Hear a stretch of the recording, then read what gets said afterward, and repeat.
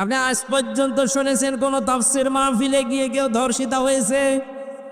কিন্তু আমি এটা বহু শুনেছি, কত মানুষ গাজার আসরে গিয়ে, সিনেমা হলে গিয়ে, নভেল নাটক দেখতে গিয়ে ইজ্জত হারিয়েছে। কথা বলে না কেন?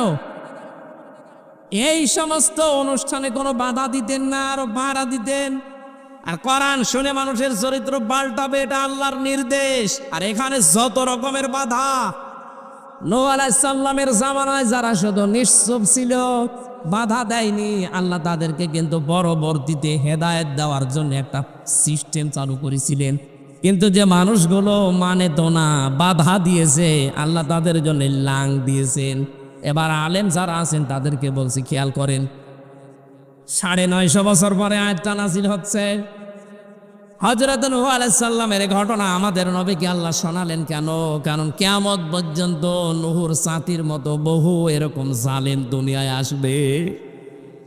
ওয়াউহিয়া ইলা নূহিন আন্নাহু লা ইউমিনা মিন কওমিকা ইল্লা মান ক্বাদ আমান। হে নূহ, আমি তোমার প্রতি ওহী নাযিল করলাম, আপনি ফিরে যাবেন নূহ আলাইহিস সালামের জামানায়, মিলাবেন কোরআন শরীফকে। এই 1500 বছর পরে এই আয়াতের সাথে দেখবেন খাপের খাপ মিলে যাচ্ছে। কিছু জায়গায় গেলে আগে বলতো, হুজুর আপনি যাই করেন আমাদের বিরুদ্ধে যেন বলবেন না, আমি আপনারা চিনি। কোথায়? আমার বাড়ি কুষ্টিয়ায় নিয়ে গেছে, সেই পটুয়াখালী, আপনার আমি চিনি, জীবনে দেখিও নাই। অথচ গেলেই ওদের ভয়, কারণ কোরআনে কারিমে যে আয়াতগুলো আছে ওদের পক্ষে, একটা আয়াত নেই সব জালেমদের বিপক্ষে। 1500 বছর আগে নবীজির জামানায় যারা মুনাফিক ছিল, ওরা সব সময় আতঙ্কে থাকতো। না জানে আমাদের ষড়যন্ত্র এবার ফাঁস হয়ে যায় কিনা। আমার মনে হয় এখন যেহেতু কোরআন নাজিল হওয়ার সিস্টেম নেই, কিন্তু কোরআনের ওই আচরণগুলো তো আল্লাহ তুলে ধরেছেন।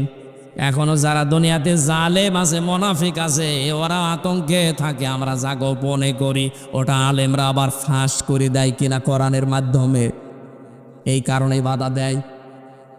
আল্লাহ বলেন, আমি নূহর প্রতি ওহী করলাম, হে নূহ, বহু চেষ্টা করলে।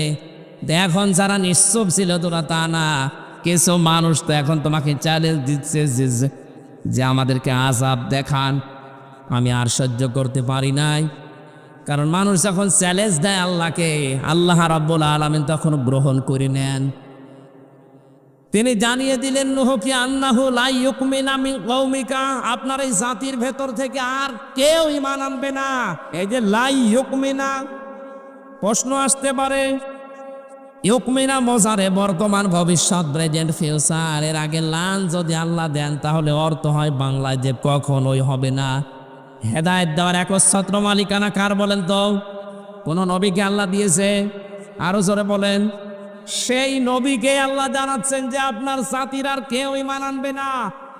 আপনি এমনিতেই বলেন তো, একটা মানুষ 950 বছর চেষ্টা করে মাত্র 80 জন, মন তো এমনি খারাপ, আবার জানিয়ে দিচ্ছে যে আর কেউ ঈমান আনবে না। মন ভালো হওয়ার কথা, মনটা খারাপ হয়ে গেল। আল্লাহ পাক বলেন না, খারাপ করবেন না। ফালা তাবতাইস, চিন্তার কারণ নেই। ফালা তাবতাইস, কোনো দুশ্চিন্তা করার কারণ নেই, টেনশন নেই, কোনো হতাশায় আপনি ভুগবেন না। বিমা কানু ইয়াফআলুন, ওরা যা চাচ্ছে, ওরা যা করছে ওটা করতে দিন, আমি দেখতেছি।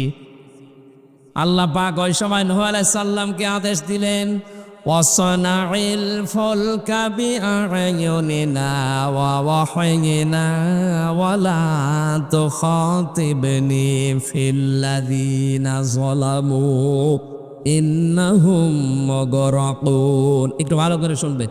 এই আছেন তো আছেন? হযরত নূহকে আল্লাহ বললেন, ওরা সেটা চাচ্ছে, আমি ওইটা ওদেরকে আবার দেখাবো। ওরা তো কিয়ামত চায়, কিয়ামতের আযাব দেখতে চায়। কিয়ামতের আগে যেইগুলো ঘটবে ওর ভেতরে একটা ওদেরকে দেখাবো। তুমি আমার নির্দেশ মতো, আমার তত্ত্বাবধানে, আমার চোখের সামনে, কথাগুলো খেয়াল করেন, ওয়াসনাইল ফুলকা বিআয়ুনিনা ওয়া ওয়াহয়িনা, আমার চোখের সামনে, আমার নির্দেশ মতো, আমার ওহী মতো তুমি নৌকা বা কিস্তি তৈরি করো। হযরত নূহ আলাইহিস সালাম ওই জামানায় মরুভূমির ভেতরে চাটিয়াল ময়দানে তিনি শুরু করলেন নৌকা বানানো। এতদিন পর্যন্ত যারা শুধু ঠাট্টা করতো, আজ ঠাট্টার মাত্রা পার হয়ে গেছে। ওরা এখন নহুকে দেখলেই বলে লোকটা পাগল হয়ে গেছে। আমরা পানির অযন্ত্রণায় বাঁচি না, পানির অভাবে আমরা মরে যাই, আর ও এখন এই ডাঙ্গায় শোকনায় নৌকা বানাচ্ছে, চলবে কোথায়?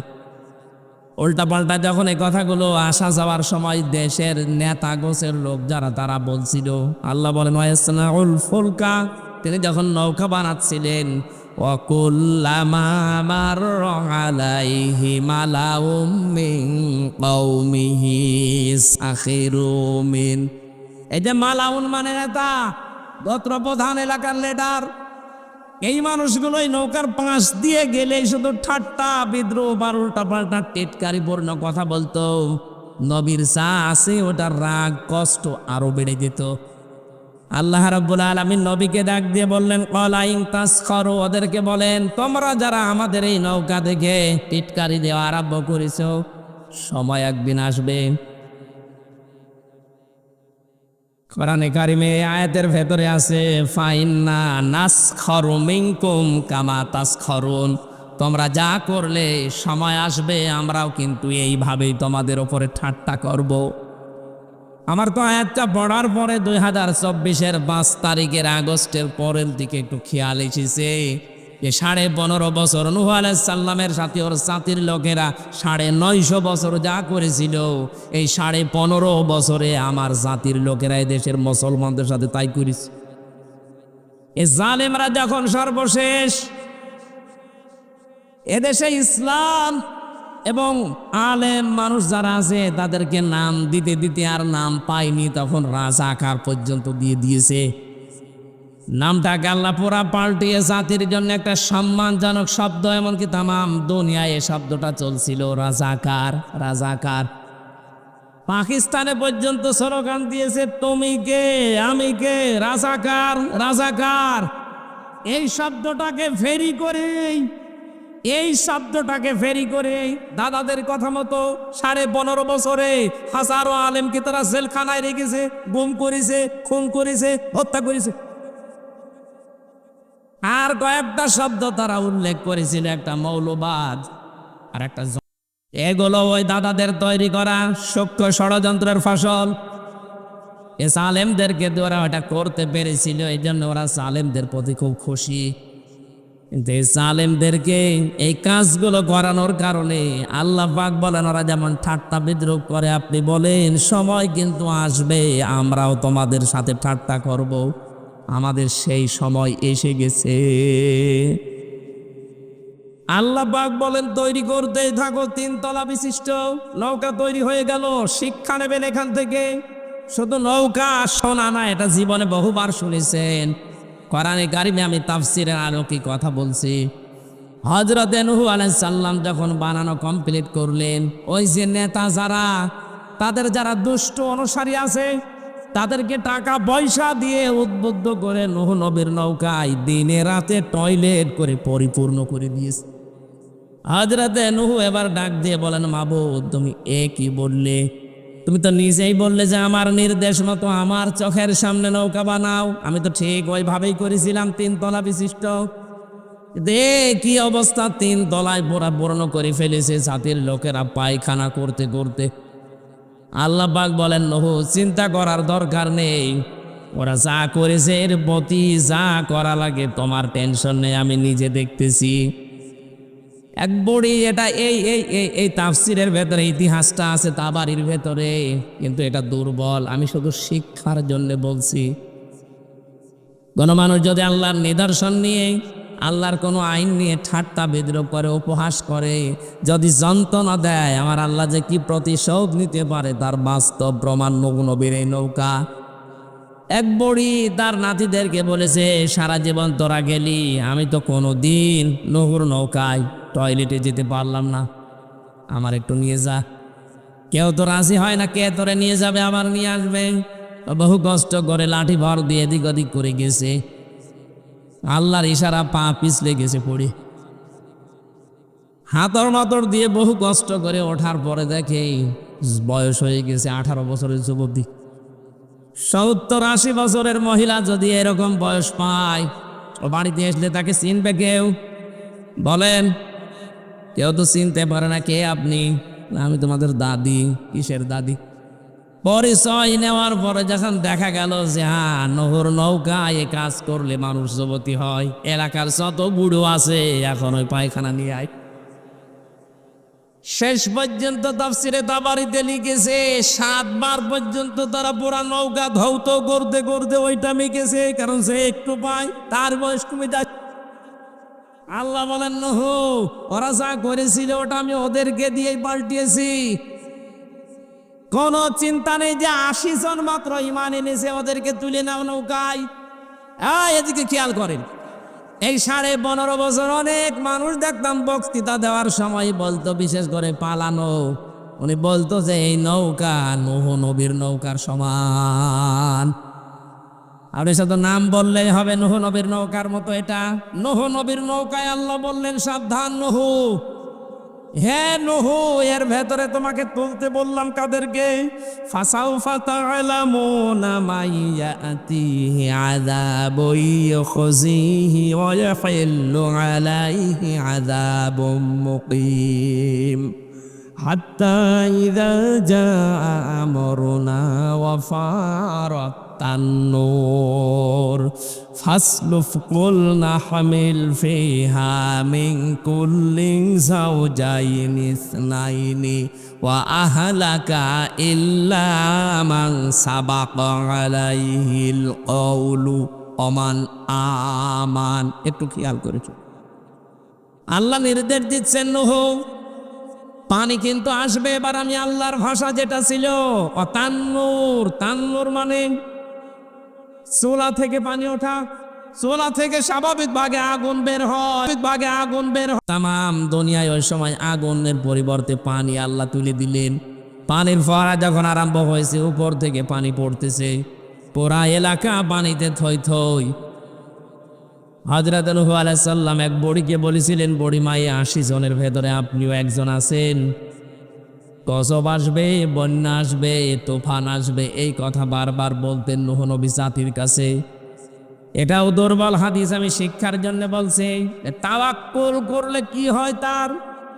এ বুড়ি ডাক দিয়ে বলেছে, নূহ, তোমার তুফান যখন আসবে আমাকে একটু জানাবে, আমি সতর্ক হয়ে থাকবো, আমার একটু নৌকায় নিও। হযরত নূহ আলাইহিস সালাম যে 3টা কথা আল্লাহর কাছে শুনলেন, যে একতলার ভেতরে তোমার আহাল পরিবারের যারা আছে তাদেরকে নাও, কিন্তু সাবধান, আহালের ভেতরে তোমার সন্তান ইয়াউম বা কেনান এবং তোমার স্ত্রী, এদেরকে নিতে পারবে না। 2 নম্বরে ওই 80 জনকে আর এক তলায় নাও, কারণ এগুলো সব ইমানদার। আমার প্রশ্ন হচ্ছে, নৌকায় উঠতে হলে নূহ নবীর নৌকায় আল্লাহ পাক কোনো বেঈমানকে তুলতে বলেছিলেন? আরো জোরে, নৌকায় উঠতে হলে ইমানদার হওয়া শর্ত। অথচ 15.5 বছর নৌকায় যা উঠেছে, একটা ইমানদার দেখান তো, প্রত্যেকটাই বেঈমান। দরবেশকে ইমানদার মনে করছেন, 36,000 কোটি টাকা মারিং কাটিং করিস, ও তো বড় বেঈমান ওইটা। বাকিগুলো তো বাদই দিলাম। দরবেশের যদি এই হাল হয়, যেগুলো দরবেশ চরিত্র আছে,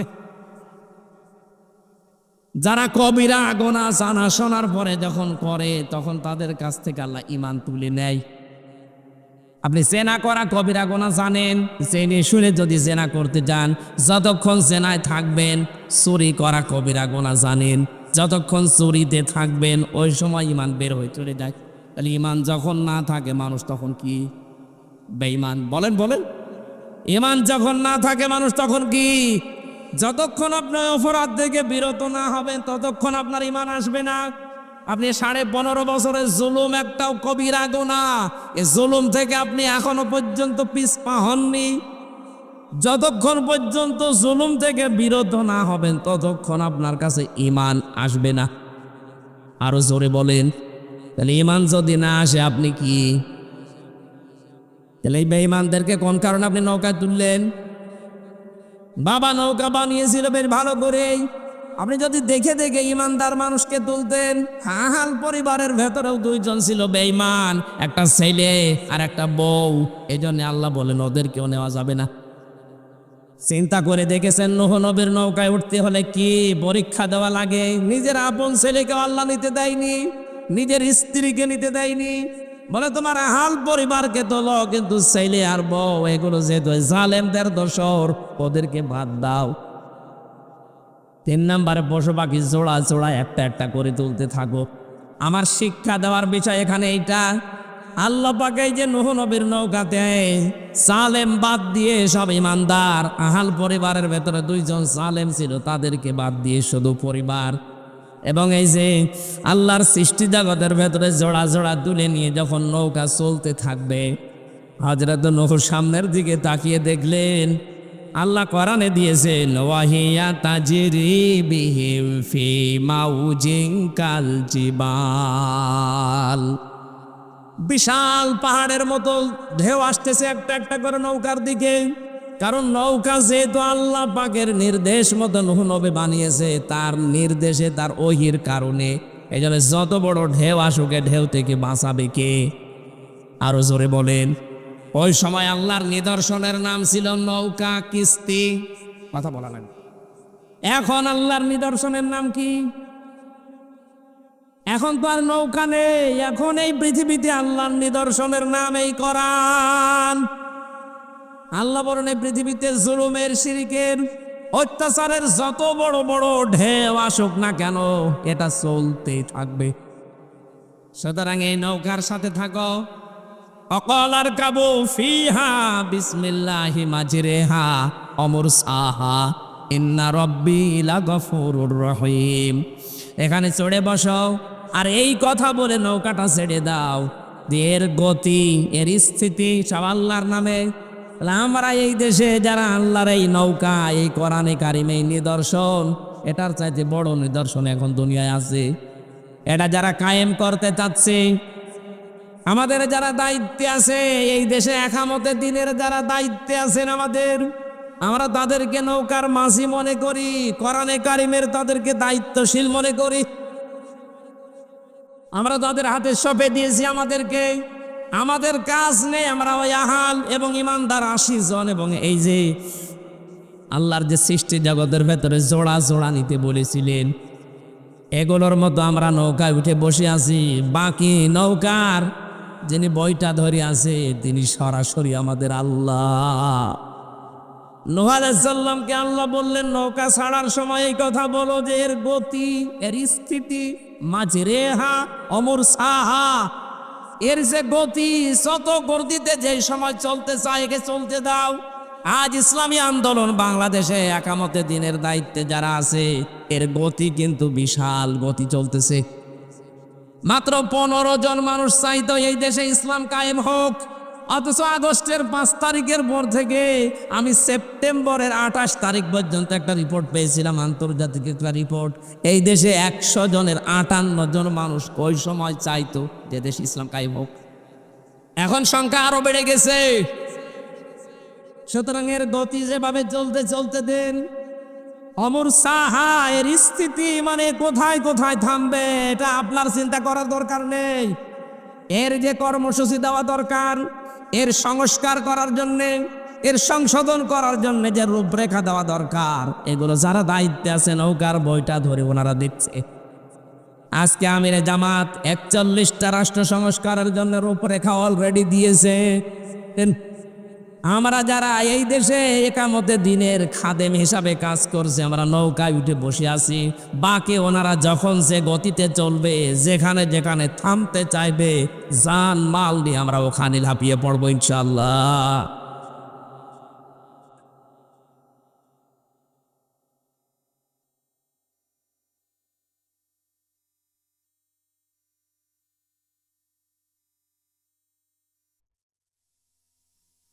আমি আয়াতটা পড়েছিলাম যেখান থেকে সেই শিক্ষাটা এবার বের করছি। হযরত নূহ যখন নিজের ছেলেকে দেখলেন এত বড় বিশাল ঢেউয়ের ভেতরে পড়ে একবার ডুবে যায়, আবার ভেসে ওঠে। অনাদা নূহ ইবনাহু ওয়া কানা ফি মা'জিলি ইয়া বুনাইয়া রকাম মা'ানা ওয়ালা তাকুম মা'আল কাফিরিন। এই কঠিন অবস্থায় হযরত নূহ আলাইহিস সালাম তার সন্তানকে দেখে বললেন, ওই কাফেরদের সাথে থাকার দরকার নেই, আমাদের সাথে চলে এসো। আল্লাহ সঙ্গে সঙ্গে তাকে সাফ জবাব দিয়েছিলেন, ওয়ালা তুখাতিবনি ফিল্লাযীনা যালামু। 950 বছর তোমাকে মানে নাই, শুধু মানে নাই তা না, জুলুম নির্যাতন যত রকমের করা সব তারা করেছে। এখন আমি আল্লাহ যেহেতু তাদের পাপের কারণে ধরেছি, তাদেরকে আমি ডুবাবো। এই কঠিন অবস্থা দেখে আমার কাছে তাদের ব্যাপারে কোনো কথা বলবো না। সুতরাং আমাদের সেই সময় এসে গেছে। আজ এই দেশে অনেকে নিজেদেরকে উদারপন্থী প্রমাণ করতে গিয়ে জালেমদেরকে মাফ করে টাকা পয়সা খেয়ে নিজেদের দলের ভেতরে নিয়ে নিচ্ছে। এটা কোরআন বিরোধী কাজ। ওয়ালা তুখাতিবনি ফিল্লাযীনা যালামু। জালেমরা যত কষ্ট যন্ত্রণা মুসিবতে থাক, ওদেরকে বাঁচানোর চেষ্টা করা হারাম। জালেমদের পক্ষে কোনো কথা নাই। আল্লাহ বলেন ওদের পক্ষ হয়ে কোনো কথা বলবা না। যদি বলো ছেলেকে, তোমার নবুয়তের নাম কেটে দেবে।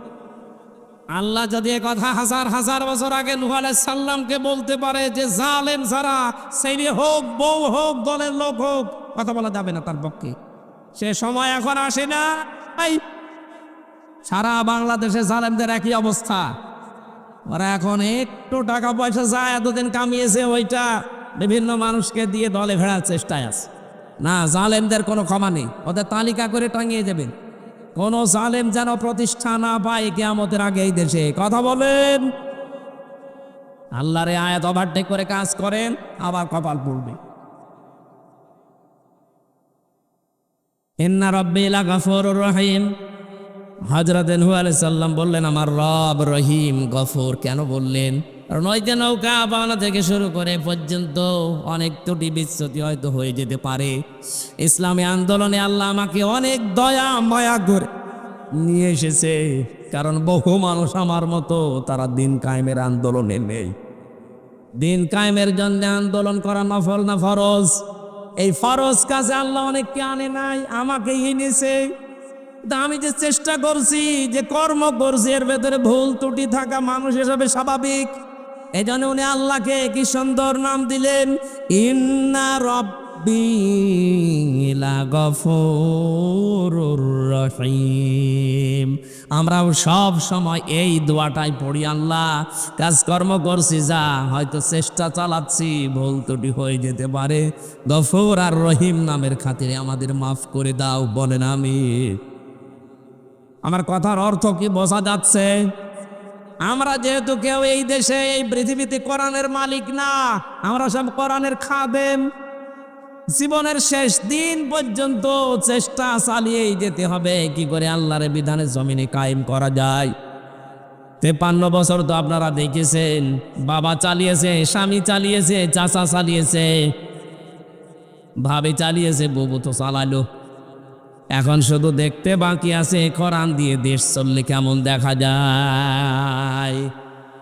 আমার জীবনের সবচাইতে বড় আশঙ্কা, আকাঙ্ক্ষা, আশা, তামান্না এই চর্ম চোখে যেন দেখতে পারি যে আল্লাহর কোরআন দিয়ে 56,000 বর্গ মাইল চলছে। এটা কারা কারা দেখতে চান? দেখতে যাই। লিল্লাহে তাকবীর।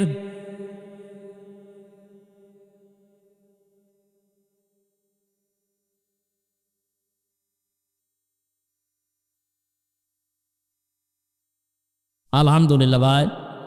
শহীদ জিয়াউর রহমান উনি ক্ষমতা ছাড়ার পর বা ইন্তেকালের পর, শহীদ হওয়ার পর তার বাড়িতে পাওয়া গিয়েছিল যেটা জায়নামাজ, কোরআন শরীফ, এইগুলো।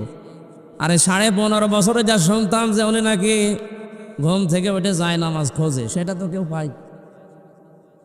উনি ফজরের নামাজ পড়ে কোরআন শরীফ পড়ে, সেটাও কেউ পায়নি। পাওয়া গেছে যেটা, অত নাম নেওয়া ঠিক না, লাল পানির বোতল। একটা কথা হইল, একটা হাজি মানুষ আপনি, আপনার বাড়ি থেকে তো ওইগুলো পাওয়ার দরকার ছিল, কারণ হাজিদের বাড়িতে হয় জলজমের পানি পাওয়া যায়, নাই খেজুর পাওয়া যায়, নাই জায়নামাজ পাওয়া যায়, নাই কোরআন শরীফ পাওয়া যায়। ছেলে পিলে যা দেখিয়েছে অত নাম বললাম না, আর বাকি যে একটা দেখিয়েছি এ তো আপনি হাজি মানুষ কি করে খেতেন আল্লাহ জানে। সুতরাং আমরা চাচ্ছি উনি যেহেতু পালিয়েই গেছে, ওয়াম্মা মান সাকুলাত মাওয়াজিনুহু ফাউম্মুহু হাওবিয়া, কোরআনে আল্লাহ দিয়েছেন যে যারা দুনিয়াতে অন্যায় করে, এই অন্যায় করার পরে এদের এই পাপের যে পাল্লা, কিয়ামতের দিন এটা হালকা হবে যাদের, তারা যাবে জান্নাতে। আর যাদের ভারী হবে তাদেরকে আল্লাহ হাবিয়া নামক যে জাহান্নাম আছে এই মায়ের কোলে তাদেরকে দেবে। এখানে উম্ম শব্দ দিয়েছেন আল্লাহ এই কারণে, কারণ পৃথিবীতে মায়ের কোলে মানুষ সবচাইতে বেশি নিরাপদে থাকে। কথা বলেন না কেন? আমরা কয়েকদিন আগে একটা জরিপ পেয়েছি, এই দেশে এখনো পর্যন্ত 100 জনের 14 জন ওই জালেমদের দোসর হিসাবে কাজ করছে। কয়েকদিন আগে লালমনিরহাট থেকে একটা বিদায় করেনি, কথা বলছে না কেন? গোপালগঞ্জ থেকেও গত পরশুদিন আর একটা ধরেছি। সুতরাং এই জালেমগুলোকে মাথা ছাড়া দিয়ে উঠতে দেওয়া যাবে না। উনি বলছিলেন না অ্যাডভোকেট সাহেব, এই 15.5 বছর যারা অত্যাচার চালিয়েছে সে যেই হোক তাদের নামের তালিকা করে মোড়ে মোড়ে টাঙিয়ে দেবে, কিয়ামতের আগে যেন এই জালেমগুলো এই দেশে আর আসতে না পারে।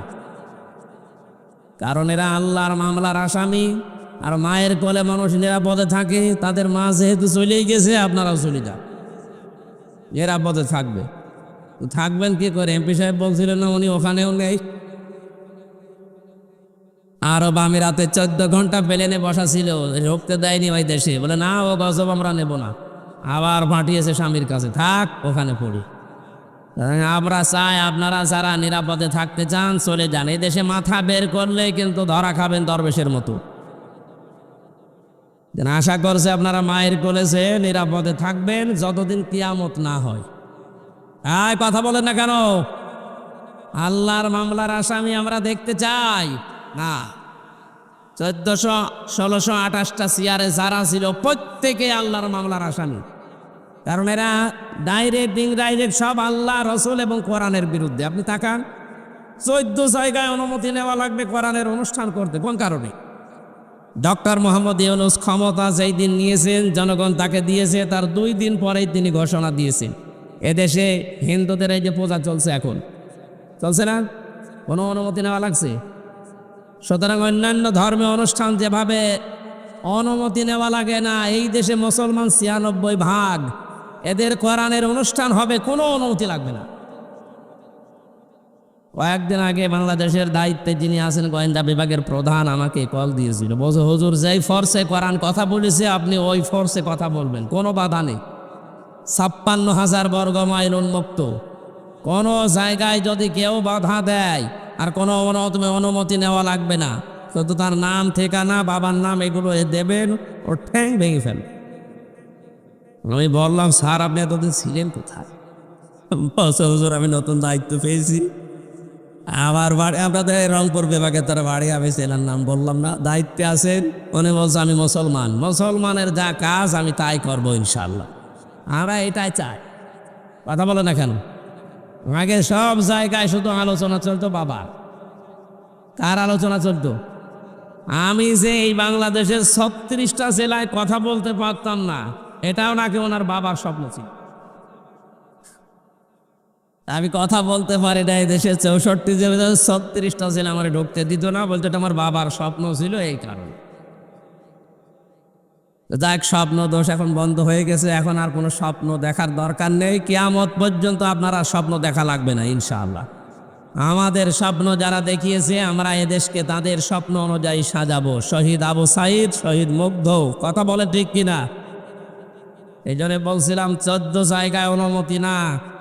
ওরা সরাসরি বলে না যে সমস্ত অনুষ্ঠান হতে দেবো না, তাহলে আবার মানুষ খেপে যাবে। এমন এমন সিস্টেম করে রেখেছিল আল্লাহ, সব সিস্টেম গুড়িয়ে দিয়েছে। এই জন্য যিনি আমাদেরকে এরকম একটা উন্মুক্ত পরিবেশ তৈরি করে দিলেন, এই যে বাক শক্তি, কথা বলার যে যোগ্যতা, এটা আল্লাহ দিয়েছে মানুষকে। অথচ 15.5 বছর আমরা বন্ধ ছিলাম। এটা যে আল্লাহ দিয়েছে, আমি কে বানিয়ে বলছি? আল্লাহ পাক বলেন হাল আতা আলাল ইনসানি হাইনুম মিনাদ দাহরি লাম ইয়াকুন শাইআম মাযকুরা। মানুষের জীবনে কি এমন সময় যায়নি যে সময় উল্লেখ করার মতো কোনো বিষয় সে ছিল না? আস্তে আস্তে করে আমি তাকে বাবার স্ফলিঙ্গ থেকে বের করে মায়ের রেহেমের ভেতরে আশ্রয় দিলাম। আমি নিজে আমার রব নামের কারণে তাকে এখান থেকে নতফা, আলাকা, মদগা বানালাম। চামড়া গোশত চর্বি দিয়ে বডি স্ট্রাকচার বানিয়ে আল্লাহু আখরাজাকুম মিন বুতুনি উম্মাহাতিকুম লা তা'লামুনা শাইআ। রব্বুল আলামিন বলেন, আস্তে করে মায়ের পেট থেকে এমন অবস্থায় বের করলাম যখন তার কোনো কিছুই বলার ছিল না। ওয়াজআলা লাকুমুস সামআ ওয়াল আবসারা ওয়াল আফইদা, আমি তাকে শ্রবণ শক্তি, দর্শন শক্তি, বাক শক্তি, আকেল শক্তি, ঘ্রাণ শক্তি, এই পাঁচটা জিনিস আমি আল্লাহ নিজে তাকে দান করলাম। এই পাঁচটার ভেতরে অন্যতম আমি তাফসিরে পেয়েছি বাক শক্তি, কথা বলার যোগ্যতা। এটা দুনিয়ার কোনো মানুষ আপনাকে দেয়নি, আমাকে দেয়নি, এটা দিয়েছেন যিনি খালাকাল ইনসানা আল্লামাহুল বায়ান, যিনি আমাদের বানিয়েছে, তিনি আমাদের এই কথা বলার শক্তি দিয়েছে। সুতরাং বাক শক্তি এটা আল্লাহর পক্ষ থেকে পাওয়া, আমরা কথা বলতে পারি, এই যোগ্যতা আমাদের দিয়েছে কে? আল্লাহর এই জায়গায় যারা হাত দিয়ে আমাদের কথা বন্ধ করে দিয়েছিল তারা জালেম। আরো আসতে বলে, জালেমরা হামজার টার্গেট না, জালেমরা সরাসরি আল্লাহর টার্গেট। আমি খুব খেয়াল করে কথা শোনার জন্য বলছি, ওনাদেরকে যে বারবার বলছে আর আসার দরকার নেই কেন? এই কারণে সূরা শুরা এটা 25 নম্বর পারা 6 নম্বর পৃষ্ঠা 13 নম্বর লাইনের 42 নম্বর আয়াতের প্রথম অংশে আছে, ইন্নামাস সাবিলু আলাল্লাযীনা ইয়াযলিমুনান নাস। আল্লাহ পাক বলেন, অবশ্যই আমি আল্লাহ নিজে মামলা দেব, আমি কেস করব, অভিযোগ দায়ের করব তাদের বিরুদ্ধে, এই পৃথিবীতে যারা মানুষ হয়ে মানুষের ওপরে জুলুম করেছে। 15.5 বছরে যে আমরা জুলমের শিকার ছিলাম, এটা ওয়াজ করে বোঝানো লাগবে। কথা বলেন।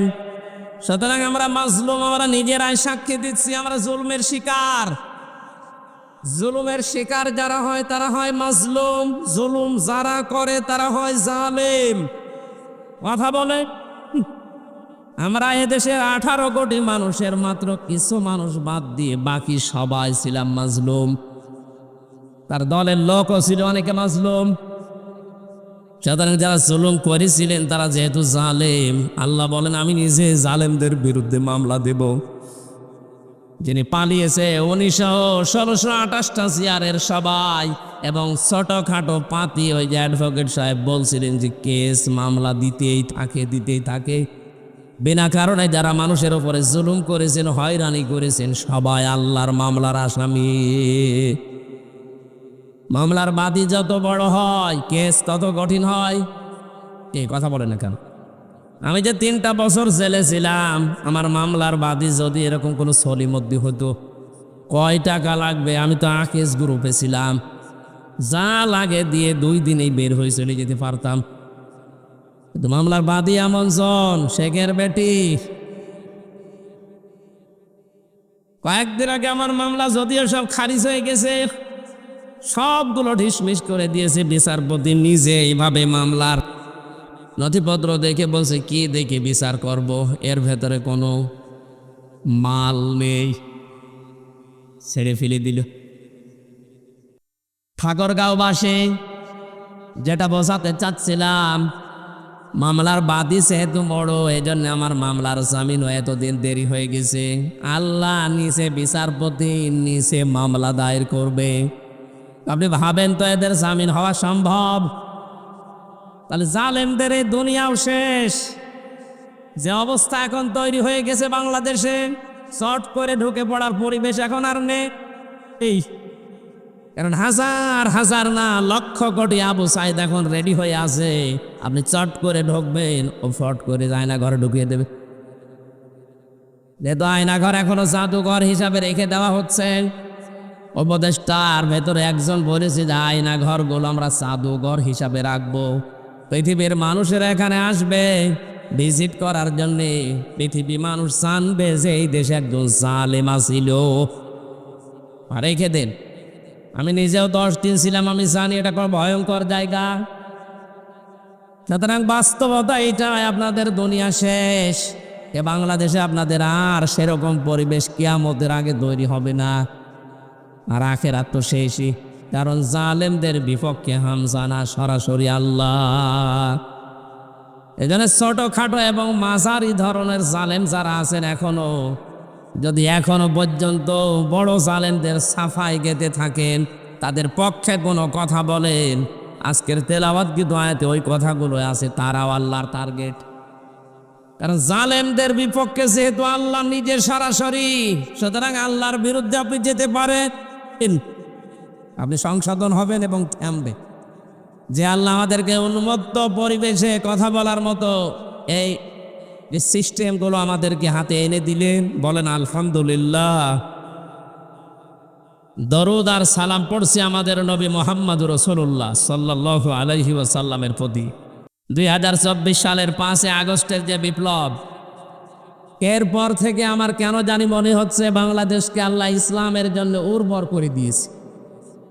একটা জরিপ পেয়েছিলাম কিছুদিন আগে, এই যে 14 জনের নাম বললাম, 100 জনের 14 জন এখনো পর্যন্ত ওরা জালেমদের সাফায় গাচ্ছে, চেষ্টায় আছে ওরা উল্টাপাল্টা করার, কিন্তু পারবে না। বাকি 28 জন এখনো চিন্তা ভাবনা সাফ হয়নি। 5 তারিখের পর থেকে এই 2 মাস 3 দিনের ভেতরে তাদের বহু অপকর্ম জাতি দেখে ফেলিস। সুতরাং তারা যেন থামেন। বারবার কিন্তু লন্ডন থেকে জনাব তারেক জিয়া আপনাদেরকে সতর্ক করছে যে আপনারা থামে, নিজে কোনো দুষ্কৃতি করে দলের ওপরে দোষ চাপিয়ে দেবেন, এটা কিন্তু ওনারা এই জাতীয়তাবাদী দলে দোষ নেবে না। এই কথা বলেন না কেন? সুতরাং জালেমরা বিদায় নিয়েছে, কিন্তু নব্য কিছু জালেম এখনো পর্যন্ত বিভিন্ন দৃষ্টিকে আমরা দেখতে পাচ্ছি। আমার কুষ্টিয়াতে কয়েকদিন আগে এক জালেম, এই নাম নিয়ে উনি কোরআনের অনুষ্ঠানে বাধা দেওয়ার জন্য এসেছিলেন। আপনি কি করলেন? কোন নাম নিয়ে করছেন? এতদিন বাধা দিত যারা, তাদেরকে তো এদেশের মানুষ মারা গেলে আমার মনে হয় কবরেও দেবে না, জানাজাও দেবে না। কারণ যারা কোরআন বিরোধী, ওই মানুষগুলোর জানাজা দিয়ে কবরে দিয়ে আপনি করবেন কি? ও তো জাহান্নামে যাবে। ওরা আগে আপনি পাঠিয়ে দেন, আগুন ধরে পুড়িয়ে দেন। সুতরাং এইরকম যদি আবার কারো চরিত্র তৈরি হয়, আমরা সংশোধন করার জন্য তাদের বলছি আপনারা থামবেন। এরপরও যদি কেউ না থামে, জেলার এবং থানার দায়িত্বে যারা আছে তারা যেন এই ক্যান্সারগুলোকে দল থেকে বহিষ্কার করে দেয়। আমার কুষ্টিয়ার দায়িত্বে যারা আছেন, বিশেষ করে বড় ভাই কুতুবউদ্দিন, বিএনপির জেলা সভাপতি, সেক্রেটারি ইঞ্জিনিয়ার জাকির ভাইকে বলছি, আমাদের কোরআনের অনুষ্ঠান এটা শুধু জামাত বিএনপি চরমনায় আটরশি এদের না, এটা সবার। কথা বলে না কেন? এখানে যেই ফোর্সে কথা বলার দরকার আল্লাহর ভাষা, রাসূলের ভাষা, আমরা ওই ফোর্সে বলতে চাই। যদি কেউ বাধা দেয়, যেহেতু উনি বাধা দিয়েছে বিল্লাল হোসেন ওনার নাম, নবীর সাহাবীর নামের সাথে না, অথচ কাজ করছে সব আবু জেহেলের মতো। এই লোকটাকে অতি তাড়াতাড়ি যেন জেলা বিএনপি থেকে দায়িত্বে যতটুকু আছে যেন বহিষ্কার করে ক্যান্সার মুক্ত করা হয়। কোনো দরকার নেই এরকম ক্যান্সার। এদেশে মিলেমিশে আমরা সবাই থাকতে চাই, শুধু জালেম বাদ দিয়ে। কথা বলেন না কেন? জুলাই এবং আগস্টের 5 তারিখের এই বিপ্লব সম্পর্কে কোরআনে কারিমে আমরা একটা ইঙ্গিত পেয়েছি। বলেন যে 1500 বছর পরে এই ঘটনা, কোরআনে এত বছর আগে এই ঘটনা পেল কোথায়? আছে কোরআনে যে 2024 সালের 5 আগস্টের এই স্বাধীনতা যে বিপ্লব ঘটে গেল, 850 বছর আগে পালিয়েছিল লক্ষণ সেন, আর 850 বছর পরে পালিয়েছে তার নাতি। এই কথা বলেছে কেন? তার এই নাতনি পালিয়ে গেল 850 বছর পর। এই ইতিহাস যদি আপনি পর্যালোচনা করেন, কোরআনে কারিমের সাথে 2024 সালের 5 আগস্টের একটা মিল আমি বের করতে পেরেছি। একটু মিলান তো। সূরা আনআম 7 নম্বর পারা 12 নম্বর পৃষ্ঠা 1ম নম্বর লাইনে 44 নম্বর আয়াত।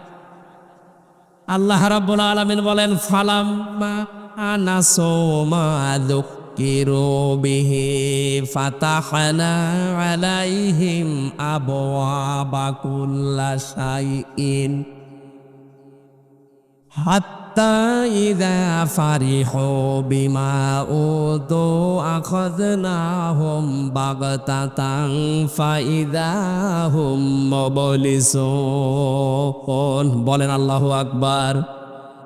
আল্লাহ পাক বলেন, যখন আমি আল্লাহর আদেশ তাদেরকে জানিয়েছি, আমার আদেশ যখন তারা ভুলে গেল, আমার আদেশ আমার কোরআনের নিয়ম নীতি, তখন আমি তাদের নিয়ামতের দরজা আছে খুলে দিলাম। এবার আপনি আয়াতটাকে নিয়ে যান তো 2006 সালের এই আগস্ট মাসের, এটা কি মাস, এই অক্টোবরের 28 তারিখের সাথে মিলান। এই এদিকে খেয়াল করে থাকবেন। 2006 সালের এই অক্টোবর মাসের 28 তারিখে যারা লগি বৈঠা দিয়ে যার আদেশে উনি ঘোষণা দিয়েছিল না, যার চা আছে দেশের বিভিন্ন প্রান্ত থেকে সব ঢাকায় চলে আসো, হাতে নিয়ে আসবা লগি বইটা। এটা আমি বানিয়ে বললাম। এখনো পর্যন্ত সারা পৃথিবীতে মানুষ শুনতেছে উনি নিজে হুকুমদাতা। এই হুকুম দেওয়ার পরে ওই দিন জসিম ভাইকে যেভাবে পিটিয়ে জীবিত মানুষকে হত্যা করার পরে শুধু ক্ষান্ত হয়নি, লাশের ওপরে ড্যান্স দিয়েছিল। এই যে দৃশ্যটার কথা বললাম, এটা আমি কোনো কিতাবে পড়া, ইতিহাসে পড়া দূরের কথা কোনোদিন শুনিনি যে মানুষ মারার পরে লাশের ওপরে কেউ ড্যান্স দিয়েছে। এক কথা বলছেন না কেন? আপনি পড়িয়েছেন কোনো জায়গায়, শুনিয়েছেন, দেখেছেন? 2006 সালের 28 অক্টোবর এটা আমরা নিজেরা দেখলাম। এরপরে চিন্তা করলাম, আল্লাহ না, এদেরকে আর কোনোদিন তুমি এই জমিনে প্রতিষ্ঠা দিবা না। তো বাস্তবে দেখলাম 2 বছর পরে পুরা উল্টা। 9 সালে আল্লাহ ঠিক তাদেরকেই দিল। এই যে ফাতাহানা, এর ফাইল সরাসরি আল্লাহ নিজে, তিনি কর্তা। আল্লাহ বলেন, আমার আয়াত যখন ওরা ভুলে গেল, তখন আমি নিজে যত শান্তির দরজা, ক্ষমতার দরজা ওদের জন্য সব খুলে দিলাম। একটা না, বাপ 1 বছর, আবু বহু বছর আল্লাহ আবু দিয়েছেন। ওদেরকে শান্তি, স্বস্তি, ওদের নিরাপত্তার জন্য যত নিয়ামত দরকার সব দরজা ওদের জন্য আমি খুলে দিলাম। তাহলে 6 সালে 28 অক্টোবরের পর যে ঘটনা আমার মনে হচ্ছে কোরআনের আয়াতের সাথে মিলছে। এবার আসেন আমি মিলাচ্ছি। ওর পরের বছর একটা মাহফিল করে আমি বাড়ি যাচ্ছিলাম, বাসের পেছনে বসে আছি। রাস্তার মাঝে দেখলাম একটা কুকুর মরে পড়ে আছে। ড্রাইভার সাহেব কুকুরের ওপর দিয়ে না দিয়ে বাম দিয়ে চালিয়ে দিল। গাড়িটা একটু ঝাঁকি দিয়ে উঠেছে। আমি ড্রাইভারের গায়ে হাত দিয়ে বললাম, আপনি এমন করলেন কেন? ড্রাইভার আমারে বলছে, হুজুর দেখেন না একটা মরা কুকুর পড়ে আছে, আমি ওর গার ওপর দিয়ে ডবল করে চাকা চালাবো, আমার বিবেক নেই। বললাম, তো মরা কুকুর, মরলে কি আর না মরলে কি? ড্রাইভার আমার দিকে ঘুরে বলছে, হুজুর আপনি কি আসলেই হুজুর? আপনি কেমন হুজুর? আপনি দেখেন যে একটা মরা কুকুর পড়ে আছে, এরপরে ডবল করে আমি মারবো, আমার বিবেক নেই? হ্যাঁ, এই কথাটা শোনার জন্য আমি ছিলাম। একটা নিকৃষ্ট জীব এই পৃথিবীতে আমরা জানি 2টা, একটা শূকর, একটা কুকুর। কথা বলে না কেন? এর একটা মারা গেছে, তাও পড়ে আছে। আপনি মরা জিনিসকে ডবল করে মারতে আপনার বিবেকে বাধা দিচ্ছে। আপনি কোন ধর্মের লোক আমি তাও জানি না, কিন্তু কিছুদিন আগে এই দেশে জীবিত মানুষ আশরাফুল মাখলুকাত মেরে ফেলার পরে লাশের উপরে তেজ দিস। এদেরকে আপনি মানুষ বলতে পারেন? আরো জোরে বলেন। পৃথিবীর এই শ্রেষ্ঠ জানোয়ারদেরকে আল্লাহ দেখা গেল 9 সালে ক্ষমতার মতো এত বড় নিয়ামত দিয়ে দিল। আল্লাহ যে জানিয়েছেন যখন তারা আল্লাহর আয়াত ভুলে যাবে তখন তাদের জন্য শান্তির দরজা সব খুলে দেওয়া হবে। মনে করলাম ঠিক আছে, যাই দিল। 9 থেকে 13, এ 13 সালে মনে হয় পড়ে যাবে, না পড়ে নাই।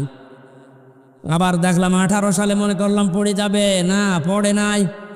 মনে করলাম যে না পড়ে যাবে মনে হয় এবার 23 সালে, তাও পড়ে নাই।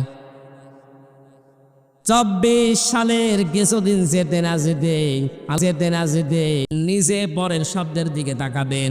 হাত্তা ইদা ফারিহু বিমা উতু, আমি তাদেরকে যা দিয়েছিলাম ওই দানকৃত বস্তু পাওয়ার পরে তারা যখন আনন্দে আত্মহারা, নিজেকে পর্যন্ত যখন তারা ভুলে গেছে, আখাযনাহুম, আমি নিজে তাদেরকে ধরেছি কে?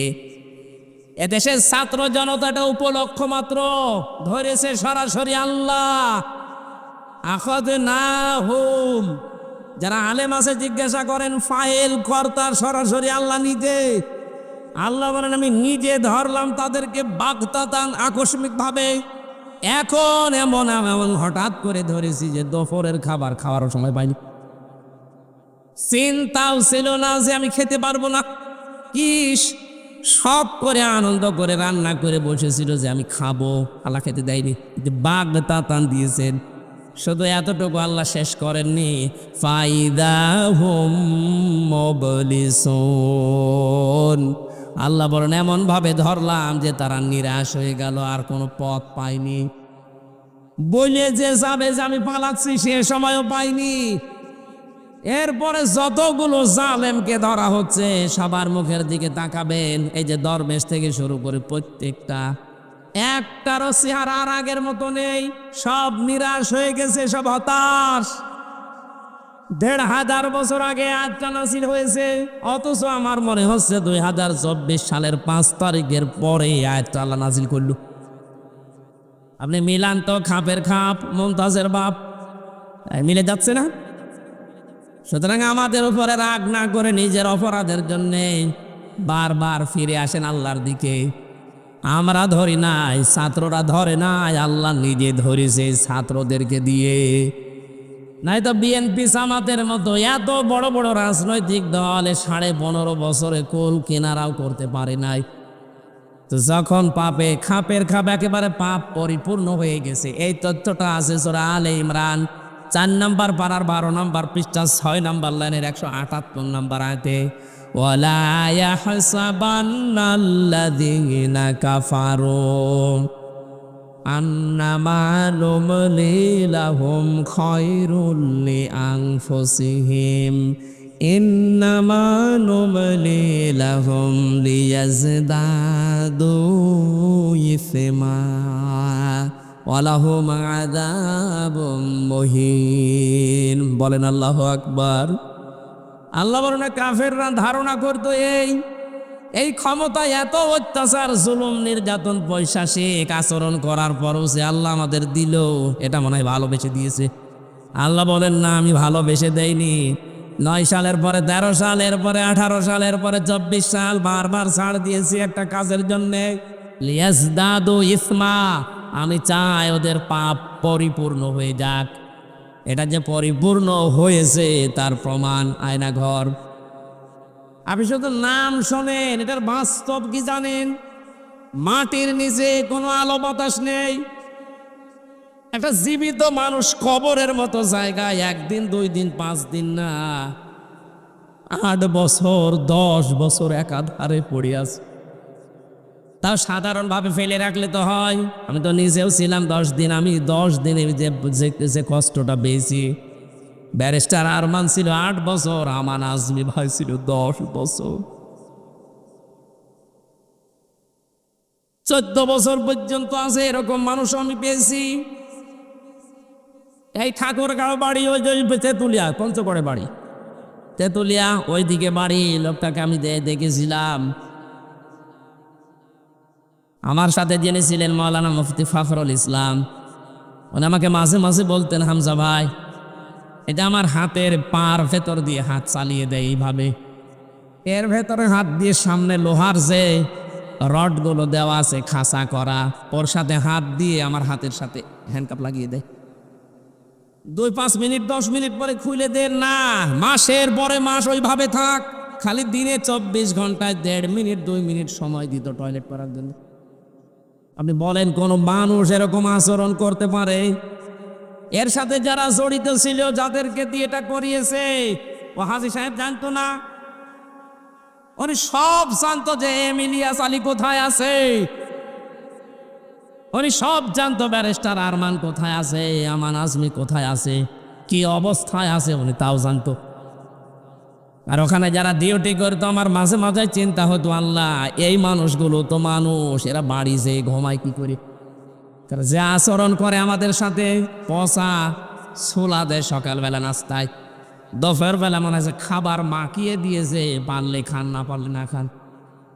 কত মানুষ ওইভাবে মরে বসে গলে হাড় বেরিয়ে গেছে। ওখানে কারেন্টের শর্ট দিয়ে আস্তে করে মাটির নিচে পুকুর করা আছে, ওর ভেতরে চালিয়ে দেয়।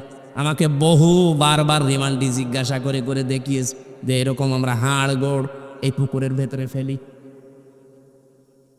আমাকে ডাহা মিথ্যা কথা দিয়ে মামলা সাজিয়ে বলেছিল এগুলো সব বলা লাগবে। আমার নিজেরাই বলতো যে আপনার জানে আপনি কিছু করেননি, কিন্তু এগুলো বলা লাগবে। কি মগের মূল্য বানিয়েছিল দেখেন তো। নিজেই মামলা দেবে, নিজেই মামলার আয়ু, নিজেই বিচারপতি, নিজেই উকিল, সব ওরা নিজেরা।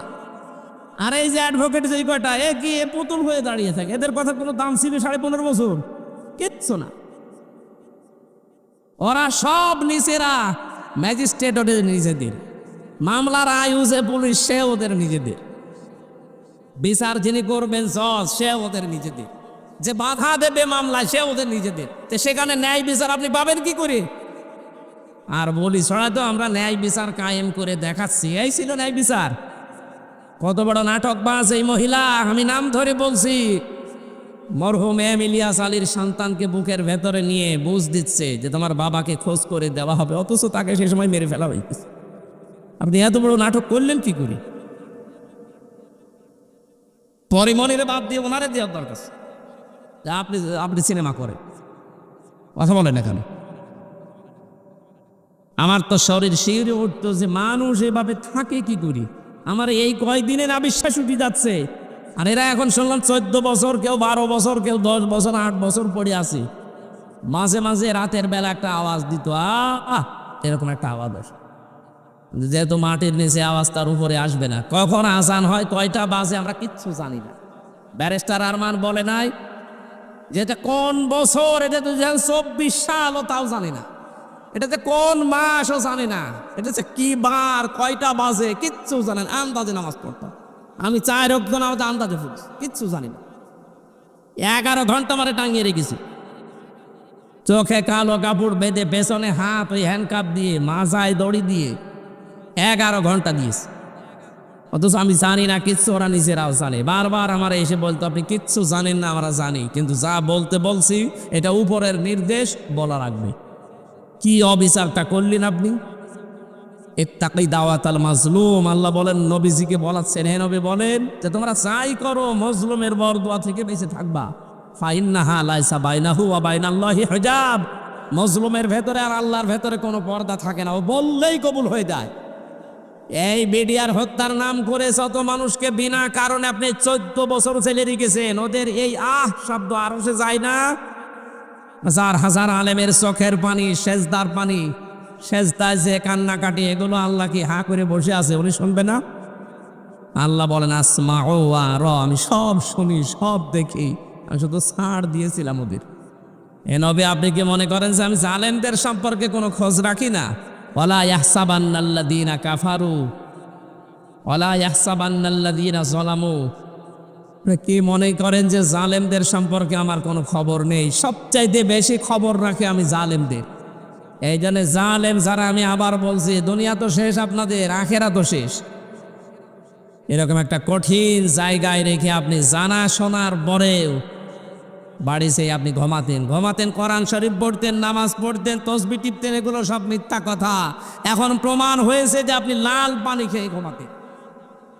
কারণ ওখানে যারা দায়িত্বে থাকে, ওই বিষয় যারা জানে, বিশেষ করে আয়না ঘর আর মাটির নিচের ঘর সম্পর্কে, এদের জীবনেও বাড়িতে এই স্ত্রীর কাছে থাকা, স্বামীর কাছে থাকা, ঘুম আসা সম্ভব না। হয় লাল পানি খাবে, নাই বড়ি খাবে। আমাদেরই তো ঘুম আসতো না, আমরা রয়েছি তাই। আপনি দায়িত্ব পালন করে এসে থাকতেন কি করে? আপনার বিবেকে কিছু বলতো না? 2 দিন, 5 দিন, 7 দিন পরে মাওলানা ফখরুল বলতো, আল্লাহ তুমি আমাকে মরণ দিয়ে দাও, আমি শুধু একটু একটু কাজ হইতে চাই। মাটির সাথে পিঠটা লাগিয়েছে ঘুমানো কত বড় নিয়ামত, ওই লোকটা বলতো। আপনি বলেন তো, এইভাবে যদি একটা মানুষকে এমনি ছেড়ে দিয়ে রাখেন, বসে থাক, এইভাবে করে বেঁধে 1 দিন, 2 দিন, 5 দিন, বছরের পর বছর আটকে রেখেছে। শুধু কোরআন শরীফ ছিল, এই জন্য আমার মনে হয় আমি বেঁচে আছি, তাছাড়া আমার বেঁচে থাকা সম্ভব না। আমার ফাঁসির কন্ডেম সেলের ভেতরে 24 ঘন্টা তালা লাগিয়ে যা।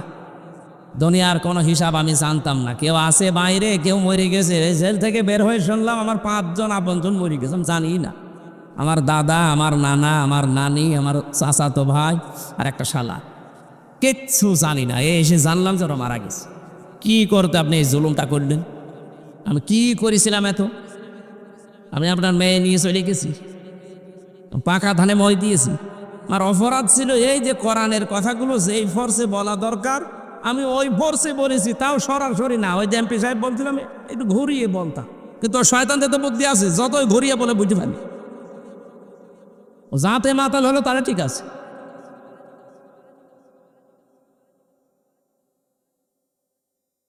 এই জন্য 2024 সালের 5 আগস্টের সাথে যখন মিলে যাচ্ছে, পরের শব্দ বলবো, আল্লাহ বলেন এদের পাপের একেবারে যখন পরিপূর্ণ হয়ে যায় ওয়ালাহুম আযাবুম মুহিন, তখন ওদেরকে অপমানজনক শাস্তি দিয়ে আমি আল্লাহ নিজে পাকড়াও করি।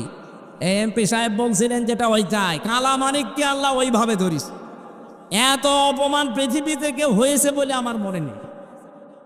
কলার পাতায় শুয়ে আছে একটা সুপ্রিম কোর্টের সাবেক বিচারপতি, বলেন এরপর ওর বিসি গেছে উড়িয়ে, ওর সংসার করার কাজ শেষ। হ্যাঁ, ওর বিসি উড়িয়ে গেছে, ওর অবস্থা এখন ভালো না, না ওর হেদায়েত হবে না। আল্লাহু লা ইয়াহদিল কওমাজ জালিমিন, জালেমদেরকে আল্লাহ বলেন আমি হেদায়েত দিচ্ছি না, দেব না। এই জন্য জালেমদের জন্য দোয়া করেও লাভ নেই, কারণ ওকে আল্লাহ হেদায়েত দেবে না। এই ঘোষণা কার? আল্লাহ যেটা দেবে না ঘোষণা দিয়ে দিলেন, আমি জোর করে বললে হবে? এই জন্য আমি বলিও না, কারণ ওদেরকে আল্লাহ জাহান্নামে দেবে, আর একটু লাথি দিতে চাই যে একটু জোরে যা, তাড়াতাড়ি চলে যা। আমরা রাসূলের ওপরে দরুদ আর সালাম পাঠ করার মাধ্যমে আজকের তেলাওয়াতকৃত যে 2টা আয়াত পড়েছি, তাফসীরুল কোরআন মাহফিল লিখেছেন আপনারা, আমরা তাফসীর আকারে কথা বলবো নাকি? থাকবেন তো ইনশাল্লাহ? একেবারে নিস্তব্ধ হয়ে যাবেন, কোরআনে প্রবেশ করছি, জবান খুলে পড়বেন। আউযু বিল্লাহি মিনাশ শাইতানির রাজিম, বিসমিল্লাহির রহমানির রহিম। ওয়া উহিয়া ইলা নূহিন আন্নাহু লা ইউমিনা মিন কওমিকা ইল্লা মান ক্বাদ আমানা ফালা তাবতাইস বিমা কানু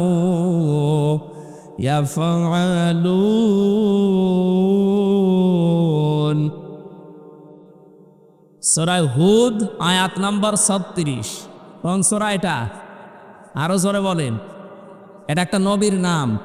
আমরা যে নবীর জীবন থেকে কিছু শিক্ষামূলক কথা শুনতে যাচ্ছি তার নাম হযরত নূহ আলাইহিস সালাম। পরা কোরআনে আল্লাহ 25 জন নবীর নাম দিয়েছেন, তার ভেতরে হুদ, নূহ এ নবীগুলোর নাম আছে। এর ভেতরে মাত্র একটা আয়াত পড়ছি, আমরা প্রবেশ করছি কোরআনে কারিমে তাফসীর আকারে। হযরত নূহ আলাইহিস সালামকে আল্লাহ রাব্বুল আলামিন 50 বছর কম 1000 বছর হায়াত দিয়েছিলেন। কত হয়? 950 বছর। কোরআনে কারিমে আল্লাহ জানিয়েছেন লাকাদ আরসালনা নূহান ইলা কওমিহি ফালাবিসা ফীহিম আলফা সানাতিন ইল্লা 50 আমা। আমি পাঠিয়েছিলাম নূহকে তার জাতির কাছে, একদিন 2 দিন না, 950 বছর হায়াত দিয়ে তিনি 950 বছর পর্যন্ত জাতির লোকের ভেতরে দাওয়াতি কাজ করেছিলেন। 950 বছর, একদিন 2 দিন না, কিন্তু মানুষ মাত্র ইসলাম গ্রহণ করেছে 80 জন। কয়জন? তাফসীরে ইবনে কাসিরের বর্ণনা মাত্র 80 জন। এই 80 জন মানুষ আসার পরে বাকি যে মানুষগুলো দাওয়াত এই 950 বছরে গ্রহণ করেনি, তারা যদি নিশ্চুপ হয়ে যেত, তারা যদি চুপ থাকতো, আল্লাহ কিছু বলতেন না। এ মানুষগুলো দাওয়াত তো গ্রহণ করেইনি, বাধা দেওয়ার সর্বাত্মক চেষ্টা চালিয়েছে, এমনকি উদ্যত প্রকাশ করেছে এত বেশি যে বলেছে যার কথা তুমি দাওয়াত দিয়ে আমাদেরকে শোনাও, ওই কিয়ামত নিয়ে এসে দেখাও। এ দেশে আমার মনে হয় এই 15.5 বছর এরকম বহু মানুষকে পেয়েছিলাম কোরআনে কারিমের দাওয়াত দিতে গিয়ে এমনিতে শোনে নাই, না শুনে যদি চুপ করে থাকতো তো মেনে নিতাম। যত রকমের বাধা দেওয়া যায় তত রকমের কর্মসূচি তারা দিয়েছিল। ওই যে 14 জায়গায় পারমিশন নেয়, এটাও এর ভেতরে পড়ে। কোন কারণে এই পাতি নেতা থেকে শুরু করে একেবারে ডিসি পর্যন্ত, এমপি মন্ত্রী পর্যন্ত নেওয়া লাগবে? আমি কি এখানে জেনার বাজার খুঁজছি? জেনা যেন বন্ধ হয়, মদ যেন বন্ধ হয়, যেটা আইন পাশ করে আপনারা পারেন না। আইন পাশ করে আইনের ফাঁক ফকড় দিয়ে মদ আসে, গাঁজা আসে, জেনা চলে, এইটা আমরা তো বন্ধ করতে চাই কোরআন দিয়ে। এখানে আমরা কি জেনা ব্যভিচারের আটটাখানা বসাতাম? কথা বলেন। আপনি আজ পর্যন্ত শুনেছেন কোন তাফসীর মাহফিলে গিয়ে কেউ ধর্ষিতা হয়েছে? কিন্তু আমি এটা বহু শুনেছি, কত মানুষ গাঁজা আর আসরে গিয়ে, সিনেমা হলে গিয়ে, নভেল নাটক দেখতে গিয়ে ইজ্জত হারিয়েছে। কথা বলে না কেন? এই সমস্ত অনুষ্ঠানে কোনো বাধা দিতেন না, আরো বাড়া দিতেন। আর কোরআন শুনে মানুষের চরিত্র পাল্টাবে, এটা আল্লাহর নির্দেশ। আর এখানে যত রকমের বাধা, নূহ আলাইহিস সালামের জামানায় যারা শুধু নিশ্চুপ ছিল, বাধা দেয়নি, আল্লাহ তাদেরকে কিন্তু পরবর্তীতে হেদায়েত দেওয়ার জন্য একটা সিস্টেম চালু করেছিলেন। কিন্তু যে মানুষগুলো মানে তো না, বাধা দিয়েছে, আল্লাহ তাদের জন্য লাং দিয়েছেন। এবার আলেম যারা আছেন তাদেরকে বলছি, খেয়াল করেন, 950 বছর পরে আয়াতটা নাযিল হচ্ছে। হযরত নূহ আলাইহিস সালামের ঘটনা আমাদের নবীকে আল্লাহ শোনালেন কেন? কারণ কিয়ামত পর্যন্ত নূহর জাতির মতো বহু এরকম জালেম দুনিয়ায় আসবে। ওয়াউহিয়া ইলা নূহিন আন্নাহু লা ইউমিনা মিন কওমিকা ইল্লা মান ক্বাদ আমান। হে নূহ, আমি তোমার প্রতি ওহী নাযিল করলাম, আপনি ফিরে যাবেন নূহ আলাইহিস সালামের জামানায়, মিলাবেন কোরআন শরীফকে। এই 1500 বছর পরে এই আয়াতের সাথে দেখবেন খাপের খাপ মিলে যাচ্ছে। কিছু জায়গায় গেলে আগে বলতো, হুজুর আপনি যাই করেন আমাদের বিরুদ্ধে যেন বলবেন না, আমি আপনারা চিনি। কোথায়? আমার বাড়ি কুষ্টিয়ায় নিয়ে গেছে, সেই পটুয়াখালী, আপনার আমি চিনি, জীবনে দেখিও নাই। অথচ গেলেই ওদের ভয়, কারণ কোরআনে কারিমে যে আয়াতগুলো আছে ওদের পক্ষে, একটা আয়াত নেই, সব জালেমদের বিপক্ষে। 1500 বছর আগে নবীজির জামানায় যারা মুনাফিক ছিল, ওরা সব সময় আতঙ্কে থাকতো, না জানে আমাদের ষড়যন্ত্র এবার ফাঁস হয়ে যায় কিনা। আমার মনে হয় এখন যেহেতু কোরআন নাজিল হওয়ার সিস্টেম নেই, কিন্তু কোরআনের ওই আচরণগুলো তো আল্লাহ তুলে ধরেছেন। এখনো যারা দুনিয়াতে জালেম আছে, মুনাফিক আছে, ওরা আতঙ্কে থাকে, আমরা যা গোপনে করি ওটা আলেমরা আবার ফাঁস করে দেয় কিনা কোরআনের মাধ্যমে, এই কারণেই বাধা দেয়। আল্লাহ বলেন, আমি নূহর প্রতি ওহী করলাম, হে নূহ, বহু চেষ্টা করলে, এখন যারা নিশ্চুপ ছিল তোরা তা না, কিছু মানুষ তো এখন তোমাকে চ্যালেঞ্জ দিচ্ছে যে আমাদেরকে আযাব দেখান। আমি আর সহ্য করতে পারি নাই, কারণ মানুষ যখন চ্যালেঞ্জ দেয় আল্লাহকে, আল্লাহ রাব্বুল আলামিন তখন গ্রহণ করে নেন। তিনি জানিয়ে দিলেন নূহকে, আন্নাহু লা ইউমিনা মিন কওমিকা, আপনার এই জাতির ভেতর থেকে আর কেউ ঈমান আনবে না। এই যে লা ইউমিনা, প্রশ্ন আসতে পারে, ইউমিনা মোজারে বর্তমান, ভবিষ্যৎ, প্রেজেন্ট, ফিউচার, এর আগে লান যদি আল্লাহ দেন তাহলে অর্থ হয় বাংলায় যে কখনোই হবে না। হেদায়েত দেওয়ার একচ্ছত্র মালিকানা কার বলেন তো? কোন নবীকে আল্লাহ দিয়েছে? আরো জোরে বলেন। সেই নবীকে আল্লাহ জানাচ্ছেন যে আপনার জাতির আর কেউ ঈমান আনবে না। আপনি এমনিতেই বলেন তো, একটা মানুষ 950 বছর চেষ্টা করে মাত্র 80 জন, মন তো এমনি খারাপ, আবার জানিয়ে দিচ্ছে যে আর কেউ ঈমান আনবে না। মন ভালো হওয়ার কথা, মনটা খারাপ হয়ে গেল। আল্লাহ পাক বলেন না খারাপ করবেন না, ফালা তাবতাইস, চিন্তার কারণ নেই। ফালা তাবতাইস, কোনো দুশ্চিন্তা করার কারণ নেই, টেনশন নেই, কোনো হতাশায় আপনি ভুগবেন না।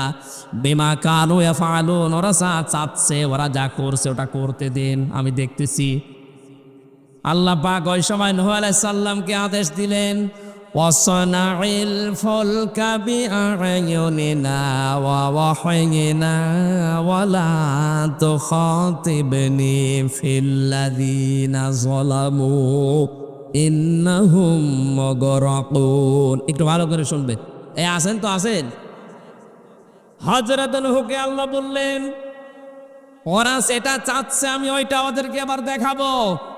ওরা তো কিয়ামত চাই, কিয়ামতের আযাব দেখতে চাই, কিয়ামতের আগে যেইগুলো ঘটবে ওর ভেতরে একটা ওদেরকে দেখাবো। তুমি আমার নির্দেশ মতো, আমার তত্ত্বাবধানে, আমার চোখের সামনে, কথাগুলো খেয়াল করেন, অসনাইল ফুলকা বিআয়ুনিনা ওয়া ওয়াহয়িনা, আমার চোখের সামনে আমার নির্দেশ মতো, আমার ওহী মতো তুমি নৌকা বা কিস্তি তৈরি করো। হযরত নূহ আলাইহিস সালাম ওই জামানায় মরুভূমির ভেতরে চাটিয়াল ময়দানে তিনি শুরু করলেন নৌকা বানানো। এতদিন পর্যন্ত যারা শুধু ঠাট্টা করত, আজ ঠাট্টার মাত্রা পার হয়ে গেছে। ওরা এখন নূহকে দেখলেই বলে লোকটা পাগল হয়ে গেছে। আমরা পানির অযন্ত্রণায় বাঁচি না, পানির অভাবে আমরা মরে যাই, আর ও এখন এই ডাঙ্গায় শুকনায় নৌকা বানাচ্ছে, চলবে কোথায়? উল্টা পাল্টা যখন এই কথাগুলো আসা যাওয়ার সময় দেশের নেতা গোছের লোক যারা তারা বলছিল, আল্লাহ বলেন ওয়াসনাউল ফুলকা, তিনি যখন নৌকা বানাচ্ছিলেন, ওয়াকুল্লামা মাররা আলাইহি মালাউম মিন কওমিহি সাখিরু মিন। এই যে মালাউন মানে নেতা, গোত্র প্রধান, এলাকার লিডার, এই মানুষগুলোই নৌকার পাশ দিয়ে গেলে শুধু ঠাট্টা বিদ্রোহ আর উল্টা পাল্টা টেটকারি পূর্ণ কথা বলতো। নবীর যা আছে ওটার রাগ কষ্ট আরো বেড়ে যেত। আল্লাহ রাব্বুল আলামিন নবীকে ডাক দিয়ে বললেন, ক্বালা ইন তাসখারু, ওদেরকে বলেন তোমরা যারা আমাদের এই নৌকা দেখে টিটকারি দেওয়া আরম্ভ করেছো, সময় একদিন আসবে। কোরআনে কারিমে আয়াতের ভেতরে আছে ফাইন্না নাসখারু মিনকুম কামা তাসখারুন, তোমরা যা করলে সময় আসবে আমরাও কিন্তু এইভাবেই তোমাদের উপরে ঠাট্টা করব। আমার তো আয়াতটা পড়ার পরে 2024-এর 5 তারিখের আগস্টের পরের দিকে একটু খেয়াল এসেছে যে 15.5 বছর নূহ আলাইহিস সালামের সাথে ওর জাতির লোকেরা 950 বছর যা করেছিল, এই 15.5 বছরে আমার জাতির লোকেরা এই দেশের মুসলমানদের সাথে তাই করেছে। এই জালেমরা যখন সর্বশেষ এদেশে ইসলাম এবং আলেম মানুষ যারা আছে তাদেরকে নাম দিতে দিতে আর নাম পায়নি, তখন রাজাকার পর্যন্ত দিয়ে দিয়েছে। নামটাকে আল্লাহ পুরা পাল্টিয়ে জাতির জন্য একটা সম্মানজনক শব্দ, এমনকি তামাম দুনিয়ায় এই শব্দটা চলছিল রাজাকার রাজাকার। পাকিস্তানে পর্যন্ত স্লোগান দিয়েছে তুমি কে আমি কে, রাজাকার রাজাকার। এই শব্দটাকে ফেরি করে দাদাদের কথা মতো 15.5 বছরে হাজারো আলেমকে তারা জেলখানায় রেখেছে, গুম করেছে, খুন করেছে, হত্যা করেছে। আর কয়েকটা শব্দ তারা উল্লেখ করেছিল, একটা মৌলবাদ আর একটা, এগুলো ওই দাদাদের তৈরি করা সূক্ষ্ম ষড়যন্ত্রের ফসল। এ সালেমদেরকে ওরা ওটা করতে পেরেছিল, এই জন্য ওরা সালেমদের প্রতি খুব খুশি। কিন্তু এই সালেমদেরকে এই কাজগুলো করানোর কারণে আল্লাহ পাক বলেন ওরা যেমন ঠাট্টা বিদ্রুপ করে, আপনি বলেন সময় কিন্তু আসবে আমরাও তোমাদের সাথে ঠাট্টা করব। আমাদের সেই সময় এসে গেছে। আল্লাহ পাক বলেন তৈরি করতেই থাকো। 3 তলা বিশিষ্ট নৌকা তৈরি হয়ে গেল। শিক্ষা নেবেন এখান থেকে। শুধু নৌকা শোনা না, এটা জীবনে বহুবার শুনেছেন। কোরআনে কারিমে আমি তাফসীরের আলোকে কথা বলছি। হযরত নূহ আলাইহিস সালাম যখন বানানো কমপ্লিট করলেন, ওই যে নেতা যারা, তাদের যারা দুষ্ট অনুসারী আছে, তাদেরকে টাকা পয়সা দিয়ে উদ্বুদ্ধ করে নূহ নবীর নৌকায় দিনে রাতে টয়লেট করে পরিপূর্ণ করে দিয়েছে। হযরত নূহ এবার ডাক দিয়ে বলেন, মাবুদ তুমি কি বললে? তুমি তো নিজেই বললে যে আমার নির্দেশ মতো আমার চোখের সামনে নৌকা বানাও। আমি তো ঠিক ওইভাবেই করেছিলাম, 3 তলা বিশিষ্ট। কি অবস্থা, 3 তলায় পূর্ণ করে ফেলেছে জাতির লোকেরা পায়খানা করতে করতে। আল্লাহ পাক বলেন, নূহ চিন্তা করার দরকার নেই, ওরা যা করেছে এর প্রতি যা করা লাগে তোমার টেনশন নেই, আমি নিজে দেখতেছি। এক বড়ি, এটা এই তাফসীরের ভেতরে ইতিহাসটা আছে তাবারির ভেতরে, কিন্তু এটা দুর্বল, আমি শুধু শিক্ষার জন্য বলছি। কোন মানুষ যদি আল্লাহর নিদর্শন নিয়ে, আল্লাহর কোনো আইন নিয়ে ঠাট্টা বিদ্রোহ করে, উপহাস করে, যদি যন্ত্রণা দেয়, আমার আল্লাহ যে কি প্রতিশোধ নিতে পারে তার বাস্তব প্রমাণ নূহ নবীর এই নৌকা। এক বড়ি তার নাতিদেরকে বলেছে, সারা জীবন তোরা গেলি, আমি তো কোনো দিন নূহর নৌকায় টয়লেটে যেতে পারলাম না, আমার একটু নিয়ে যা। কেউ তো রাজি হয় না, কে তোরে নিয়ে যাবে, আবার নিয়ে আসবে। বহু কষ্ট করে লাঠি ভর দিয়ে এদিক ওদিক করে গেছে, আল্লাহর ইশারা পা পিছলে গেছে পড়ে। হাতর মাতর দিয়ে বহু কষ্ট করে ওঠার পরে দেখে বয়স হয়ে গেছে 18 বছরের যুবতী। 70-80 বছরের মহিলা যদি এরকম বয়স পায়, ও বাড়িতে আসলে তাকে চিনবে কেউ? বলেন, কেউ তো চিনতে পারে না। কে আপনি? আমি তোমাদের দাদি। কিসের দাদি? পরিচয় নেওয়ার পরে যখন দেখা গেল যে হ্যাঁ, নহর নৌকায় এ কাজ করলে মানুষ যুবতী হয়, এলাকার যত বুড়ো আছে এখন ওই পায়খানা নিয়ে আয়। শেষ পর্যন্ত তাফসিরে তাবারিতে লিখেছে 7 বার পর্যন্ত তারা পুরা নৌকা ধৌত করতে করতে ওইটা মেকেছে, কারণ সে একটু পায় তার বয়স কমে যায়। আল্লাহ বলেন, নূহ, ওরা যা করেছিল ওটা আমি ওদেরকে দিয়েই পাল্টিয়েছি। কোনো চিন্তা নেই যে 80 জন মাত্র ঈমান এনেছে, ওদেরকে তুলে নাও নৌকায়। এদিকে খেয়াল করেন, এই 15.5 বছর অনেক মানুষ দেখতাম বক্তৃতা দেওয়ার সময় বলতো, বিশেষ করে পালানো, উনি বলতো যে এই নৌকা নূহ নবীর নৌকার সমান।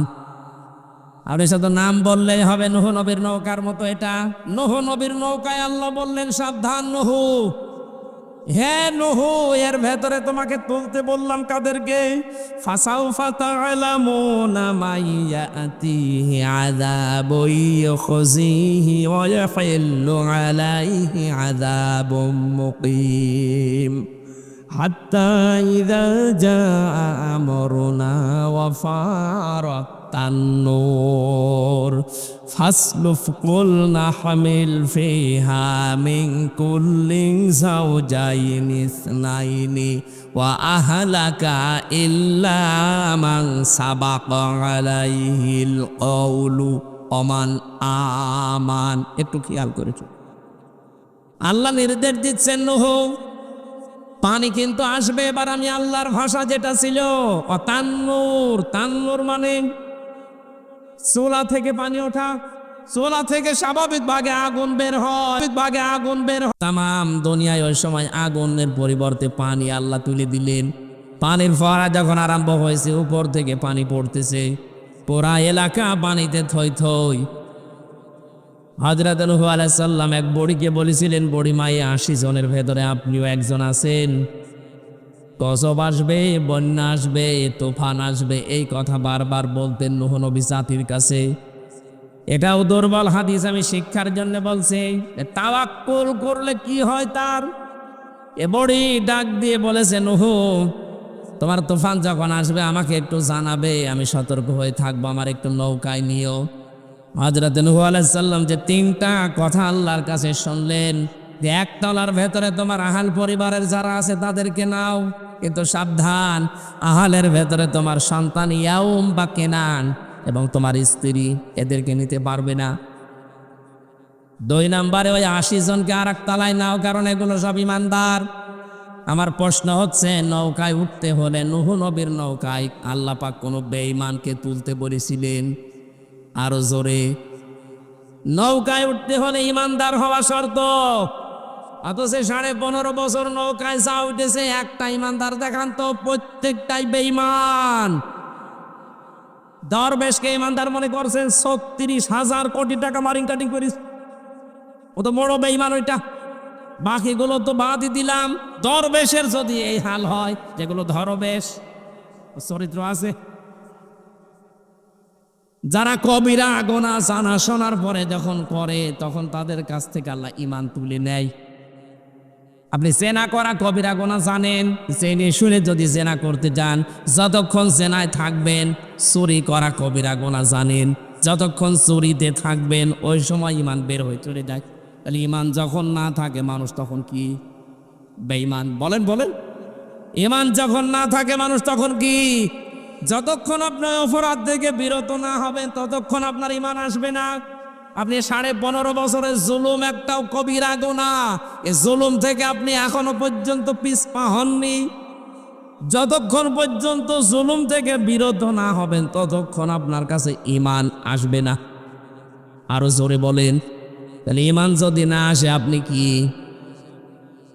তাহলে এই বেঈমানদেরকে কোন কারণে আপনি নৌকায় তুললেন? বাবা নৌকা বানিয়েছিল বেশ ভালো করেই। আপনি যদি দেখে দেখে ইমানদার মানুষকে তুলতেন। হাহাল পরিবারের ভেতরেও দুইজন ছিল বেঈমান, একটা ছেলে আর একটা বউ। এই জন্য আল্লাহ বলেন ওদেরকেও নেওয়া যাবে না। চিন্তা করে দেখেছেন নূহ নবীর নৌকায় উঠতে হলে কি পরীক্ষা দেওয়া লাগে? নিজের আপন ছেলেকে আল্লাহ নিতে দেয়নি, নিজের স্ত্রীকে নিতে দেয়নি, বলে তোমার হাল পরিবারকে তোলো, কিন্তু ছেলে আর বউ এগুলো যেহেতু জালেমদের দোসর, ওদেরকে বাদ দাও। 3 নম্বরে পশু পাখি জোড়া জোড়া একটা একটা করে তুলতে থাকো। আমার শিক্ষা দেওয়ার বিষয় এখানে এইটা, আল্লাহ পাকে যে নূহ নবীর নৌকাতে সালেম বাদ দিয়ে সব ইমানদার, আহাল পরিবারের ভেতরে 2 জন সালেম ছিল, তাদেরকে বাদ দিয়ে শুধু পরিবার। এবং এই যে আল্লাহর সৃষ্টি জগতের ভেতরে জোড়া জোড়া তুলে নিয়ে যখন নৌকা চলতে থাকবে, হযরত নূহ সামনের দিকে তাকিয়ে দেখলেন আল্লাহ কোরআনে দিয়েছেন ওয়াহিয়া তাজরি বিহিম ফি মাউজিন কাল জিবাল। বিশাল পাহাড়ের মতো ঢেউ আসতেছে একটা একটা করে নৌকার দিকে। কারণ নৌকা যেহেতু আল্লাহ পাকের নির্দেশ মতো নূহ নবী বানিয়েছে, তার নির্দেশে, তার ওহির কারণে, এই জন্য যত বড় ঢেউ আসুক ঢেউ থেকে বাঁচাবে কে? আরো জোরে বলেন। ওই সময় আল্লাহর নিদর্শনের নাম ছিল নৌকা, কিস্তি। কথা বলা লাগবে। এখন আল্লাহর নিদর্শনের নাম কি? এখন তো আর নৌকা নেই, এখন এই পৃথিবীতে আল্লাহর নিদর্শনের নাম এই কোরআন। আল্লাহ বলেন এই পৃথিবীতে জুলুমের, শিরকের, অত্যাচারের যত বড় বড় ঢেউ আসুক না কেন, এটা চলতেই থাকবে। সুতরাং এই নৌকার সাথে থাকো। অকলার কাবু ফিহা বিসমিল্লাহি মাজরিহা ওয়া মুরসাহা ইন্না রাব্বি লাগফুরুর রহিম। এখানে চড়ে বসো আর এই কথা বলে নৌকাটা ছেড়ে দাও। এর গতি, এর স্থিতি সব আল্লাহর নামে। আমরা এই দেশে যারা আল্লাহর এই নৌকা, এই কোরআনে কারিমে নিদর্শন, এটার চাইতে বড় নিদর্শন এখন দুনিয়ায় আছে। এটা যারা কায়েম করতে চাচ্ছে, আমাদের যারা দায়িত্বে আছে, এই দেশে একামতে দিনের যারা দায়িত্বে আছেন আমাদের, আমরা তাদেরকে নৌকার মাঝি মনে করি, কোরআনে কারিমের তাদেরকে দায়িত্বশীল মনে করি। আমরা তাদের হাতে সঁপে দিয়েছি আমাদেরকে। আমাদের কাজ নেই, আমরা ওই আহাল এবং ইমানদার 80 জন এবং এই যে আল্লাহর যে সৃষ্টি জগতের ভেতরে জোড়া জোড়া নিতে বলেছিলেন, এগুলোর মতো আমরা নৌকায় উঠে বসে আছি। বাকি নৌকার যিনি বইটা ধরে আছে তিনি সরাসরি আমাদের আল্লাহ। নূহ আলাইহিস সালামকে আল্লাহ বললেন নৌকা ছাড়ার সময় এই কথা বলো যে এর গতি, এর স্থিতি, মাজরেহা ওয়া মুরসাহা, এর যে গতি, যত গতিতে যে সময় চলতে চায় একে চলতে দাও। আজ ইসলামী আন্দোলন বাংলাদেশে একামতে দিনের দায়িত্বে যারা আছে, এর গতি কিন্তু বিশাল গতি চলতেছে। মাত্র 15 জন মানুষ চাইতো এই দেশে ইসলাম কায়েম হোক, অথচ আগস্টের 5 তারিখের পর থেকে আমি সেপ্টেম্বরের 28 তারিখ পর্যন্ত একটা রিপোর্ট পেয়েছিলাম, আন্তর্জাতিক একটা রিপোর্ট।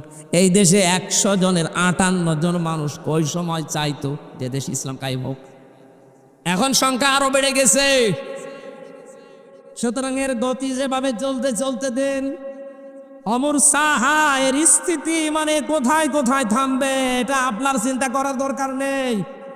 এর যে কর্মসূচি দেওয়া দরকার, এর সংস্কার করার জন্যে, এর সংশোধন করার জন্য যে রূপরেখা দেওয়া দরকার, এগুলো যারা দায়িত্বে আছে নৌকার বইটা ধরে ওনারা দিচ্ছে। আজকে আমিরে জামাত 41টা রাষ্ট্র সংস্কারের জন্য রূপরেখা অলরেডি দিয়েছে। আমরা যারা এই দেশে একামতে দিনের খাদেম হিসাবে কাজ করছে, আমরা নৌকায় উঠে বসে আছি। বাকি ওনারা যখন সে গতিতে চলবে, যেখানে যেখানে থামতে চাইবে, জান মাল নিয়ে আমরা ওখানে লাফিয়ে পড়বো ইনশাআল্লাহ।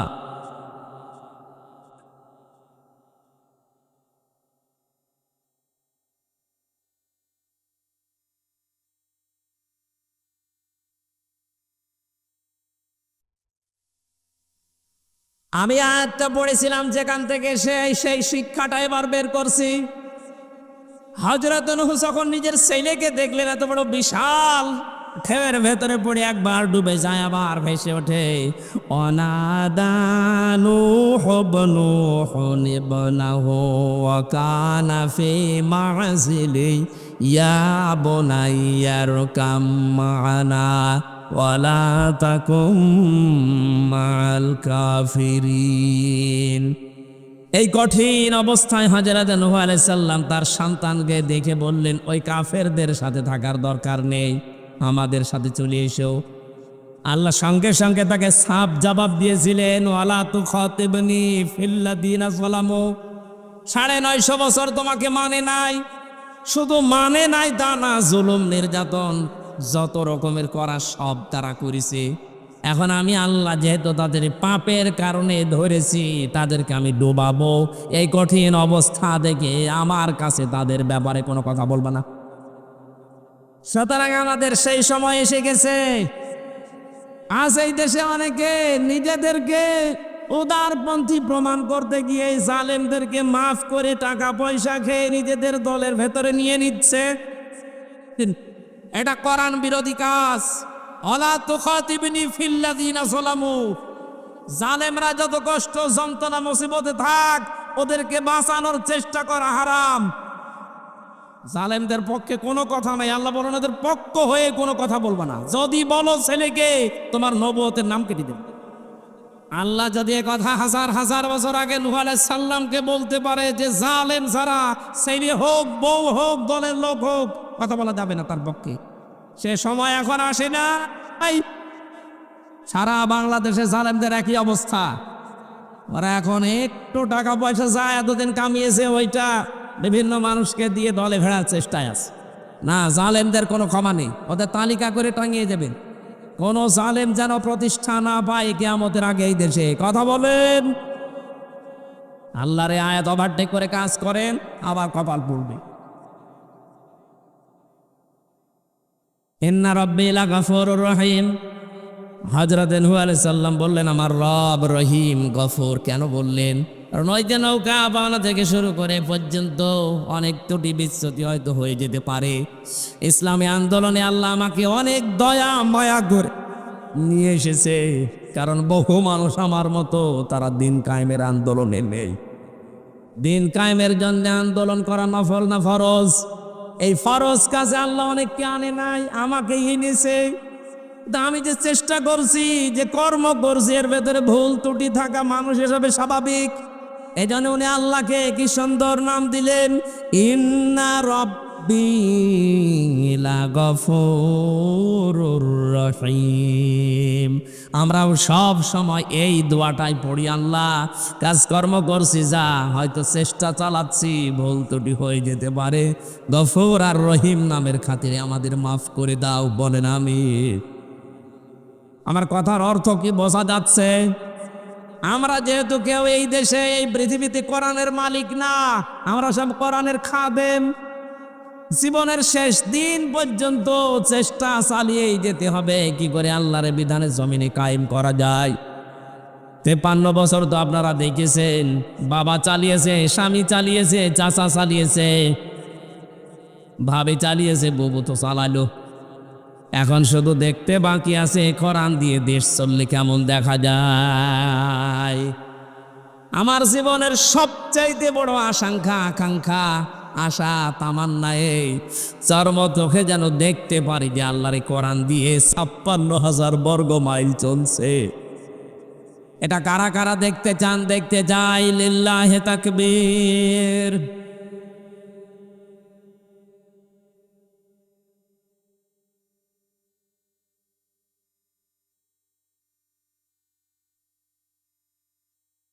আলহামদুলিল্লাহ ভাই। সম্মানিত মা বোন, আমি সেদিন ঢাকার সরহদ্দি উদ্যানে ঘোষণা দিয়েছি, ওপেন চ্যালেঞ্জ দিয়েছি, যদি এই দেশে ইসলাম কোরআনে কারিম যারা চাচ্ছে প্রতিষ্ঠা করতে তাদের হাতে এসে যায়, 36,000 কোটি টাকা না, 36 পয়সা চুরি হবে না, বাটপারি হবে না ইনশাআল্লাহ। এই গ্যারান্টি দিয়ে আগামী 1 তারিখে, নভেম্বরের 1 তারিখে আসর থেকে মাগরিব পর্যন্ত একটা অনুষ্ঠান আছে রানী শঙ্কল, কি গ্রাম যেন এটা, বনগাঁও, ওখানে যাবেন, আমরা কথা বলবো। আমার শরীরের দিকে তাকিয়ে আমরা আজকের মতো শেষ করছি। মা বোনেরা যারা এসেছে আমার এই যে বই আমি লিখেছিলাম জেলখানায় থাকতে, এই যে বাম পাশে গাড়ি আছে ওইগুলো যাওয়ার সময় নিয়েছেন। আল্লাহুম্মা আমিন। লা ইলাহা ইল্লা আনতা সুবহানাকা ইন্নী কুনতু মিনাজ জালিমিন। রব্বুল আলামিন, দয়া করে এই আগস্ট মাসের 5 তারিখে দেশটা যখন তুমি মুক্ত করেই দিয়েছো, তোমার বিধান দিয়ে এর পরিপূর্ণতা এনে দাও। এই আয়োজনে যারা আঞ্জাম দিল কোরআনে কারিম প্রচারের জন্যে, যে যতটুকু এগিয়েছে তুমি তোমার রহমত তার দিকে এগিয়ে দাও। সম্মানিতা মা বোন সহ অনেক মানুষ এখানে হাজির হয়েছে, আমাদেরকে রোগ শোক থেকে হেফাজত করো আল্লাহ। বড় আশা বড় আকাঙ্ক্ষা, বারবার বলি আল্লাহ, চর্ম চোখেই তোমার বিধান চলছে এটা দেখতে চাই। মেহেরবানি করে এটা দেখে মরার সুযোগ করে দাও। এদেশের জন্য যারা জীবন দিল 71 সালে 24 সালে, এই মানুষগুলোকে শাহাদতের মর্যাদা দিয়ে দাও। অসুস্থ হয়ে যারা আছে আল্লাহ তুমি শেফায়ে কামেলা জেলা নসিব করে দাও। মাহফিলের সভাপতি, প্রধান অতিথি, বিশেষ অতিথি যারা এসেছে আল্লাহ, যার যা ইমান আমল আছে যোগ্যতা অনুযায়ী তাকে মাফ করে দাও।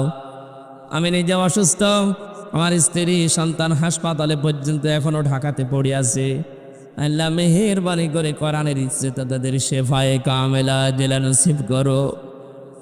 বারাকাল্লাহু লানা ওয়া লাকুম ফিল কোরআনিল আযীম। কখন কার মরণ চলে আসে জানি না। আজরাইল আসার সঙ্গে সঙ্গে আমাদের এই জবানে যেন জারি হয় লা ইলাহা ইল্লাল্লাহু মুহাম্মাদুর রাসূলুল্লাহ।